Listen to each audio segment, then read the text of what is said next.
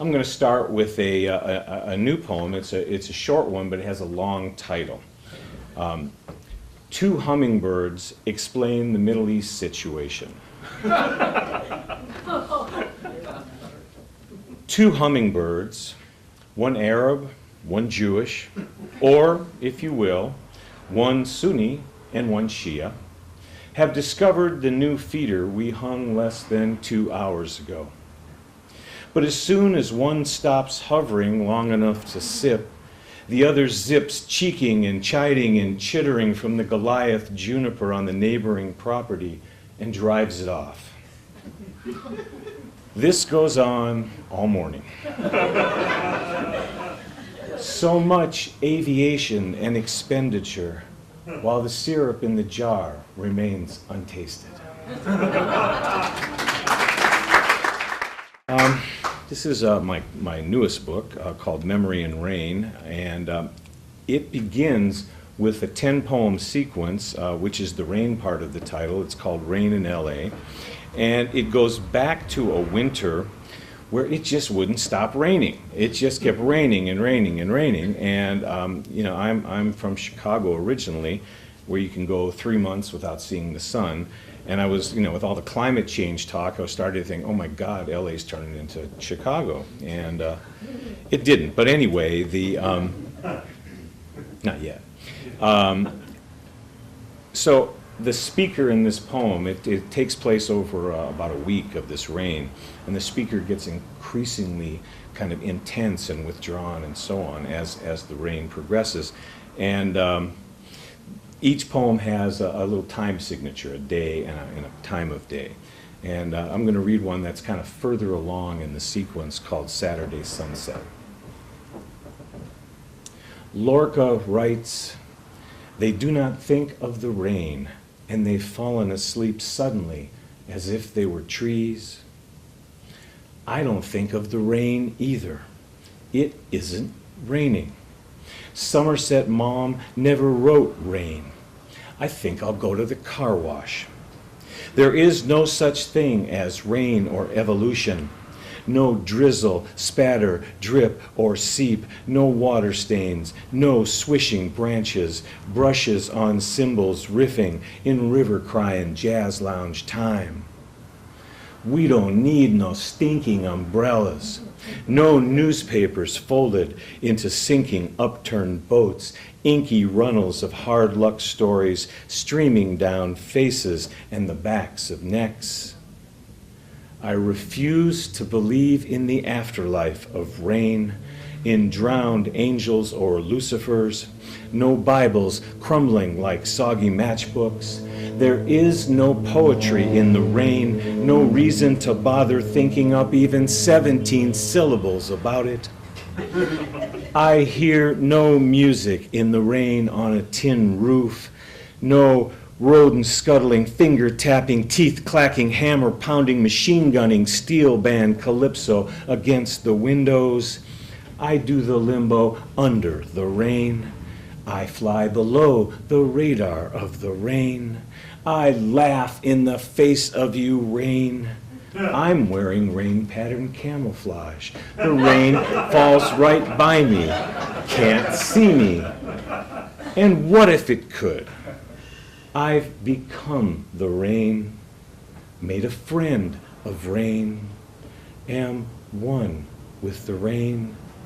It rains, therefore I am.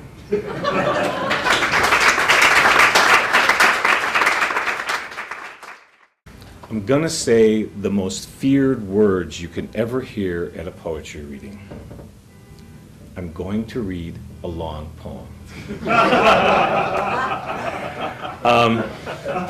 It's in 5 sections, and it actually goes real fast. So I assure you that's the case. And it goes back to a time when I was living in Topanga Canyon and went through one of the Topanga Malibu fires. This begins with an epigraph from the wonderful Susan Sontag. The epigraph reads, "The problem is not that people remember through photographs, but that they remember only the photographs." Photographic memory. 1.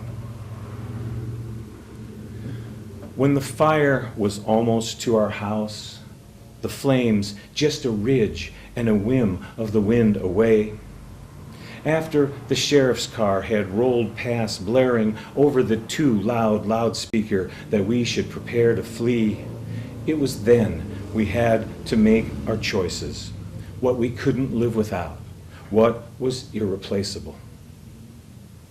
And after the wind had shifted and our neighborhood was spared, and we were left ringing out the dinge of smoke and the images of blackened trees along the fire line like dead sentries at their posts, and the houses had been hung with sheets painted to thank the firefighters, it was then we felt secure enough to unpack the car, still freighted and pointing downhill. And later, in the parking lots and grocery stores, in the telephone conversations repeated with each neighbor, each worried, inquiring relative and friend, the question was the same, fueled by vicarious urgency, a searing curiosity. What did you take? And always, among the pets and art, legal papers and financial records, cash, heirlooms and jewelry, the answer was the photographs. 2. After the second fireball had singed us all, and the world had turned into a negative, after the images had been replayed and replayed until we could replay them at unwilling will, and after the ash had elbowed through the streets, and flurries of business paper had drifted, and the face of the devil had been traced in the smoke, and the leaping bodies had embraced gravity one final time, and were not orderly in their fall, like bowler-hatted Magritte men, but were all too real, not surreal, and the gray tentacles had engulfed the buildings and pulled until they collapsed. And after the smoldering and the compressed eternity of digging, dismantling, and disposal, when hope had been sifted, and there were not hands to go with fingers, wearing rings set with stones, born and return to the heat and pressure, after the tattered flags and the incessant nights of seeing and coughing, vigils beside posters grieving on chain-link fences, the photographs from desks and wallets and walls were found and restored, were survivors in place of survivors. 3. In the photograph on my desk, my daughter at 9 years old stands beside my dog, a crescent of empty beach in the background. Both are looking out to sea, the dog's belly fur dripping from a foray into the surf, tongue lapping up the briny water that I never understood how he could drink. The sand they stand on is wet from a just receded wave and reflects the clouds the way the salt flats west of Salt Lake City do, and you feel you are walking on the sky turned upside down, or on a glass negative, everything reversed except time. 4. The verb is to take a picture, as if to own it, just as a camera is feared to steal a shard of soul. We cannot possess the past, even in snapshot fragments. We cannot possess anything, although we can be possessed with possessing, or rather attempting to possess.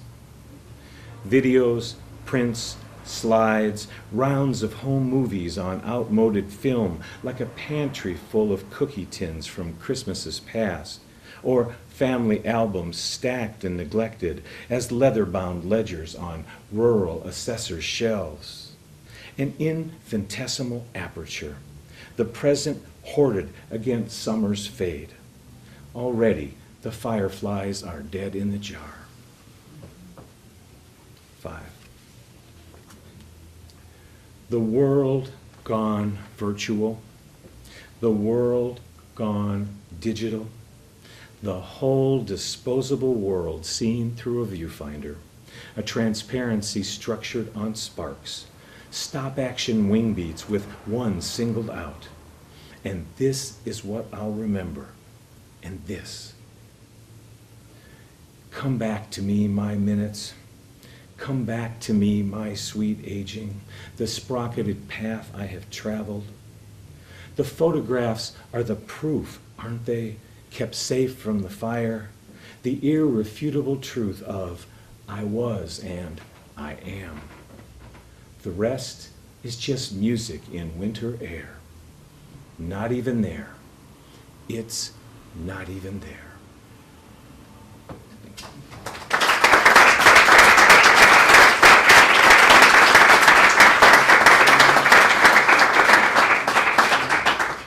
One of my favorite times of the year is the spring when, for the last 12 years, I've taught a plein air poetry class, an outdoor writing workshop at Joshua Tree National Park. And it's a one-day thing, and it's really fun. And the thing I like best about it is I often get a poem out of it, you know. So this is one of those, and it's called Blur. Out east on the desert freeway, after the rain blowing in from the coast had been blocked by the mountains doing their work, the sky was fearless, and the sun, half arisen now, cast shadows of slow whirling wind turbine blades across all 8 lanes, passing over each car like the shadow of a hunting hawk. A man in front of a prefab church changed letters on a sidewalk marquee. God is waiting, it began, but I went by too fast to see if he was waiting for me. The title comes from the headline on a hand-lettered sign that came across on a walk by the beach one day. And so the title and the headline of the sign are Lost, One-Footed Adult Crow, Reward.